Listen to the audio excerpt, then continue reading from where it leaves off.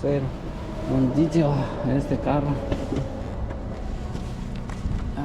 Vamos a lavar la carpeta de los asientos.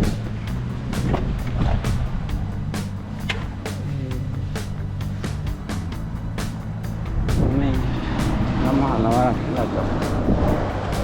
el baúl, la cajuela.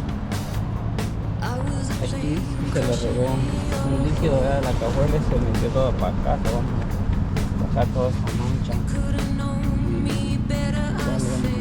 Y vamos a hacer también las puertas, el baño. Vamos a hacer también el dashboard aquí. Cepillarlo bien, y lo de afuera igual vamos a hacer los rines, lavarlo todo de afuera, que quede limpio. No quiero que lo pulamos o que le hagamos el paint correction. Vamos a hacer el champú, pero le vamos a hacer afuera, pues no. Así es como está ahorita. Be forgotten.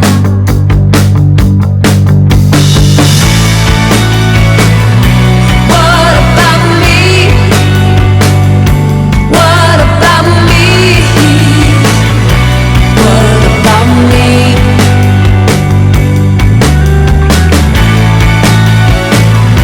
What about me? What about me?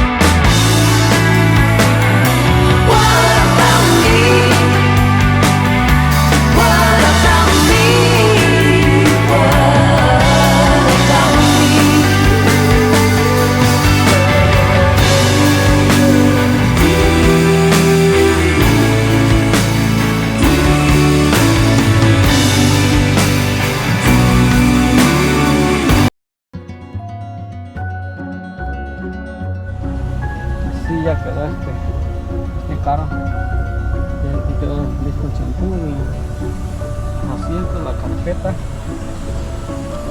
las puertas, enfrente también, asientos, todo enfrente, las puertas también. Ahorita nomás lo vamos a hacer afuera. Ahí está, ahí. Este es el final de lo que se hizo en este carro.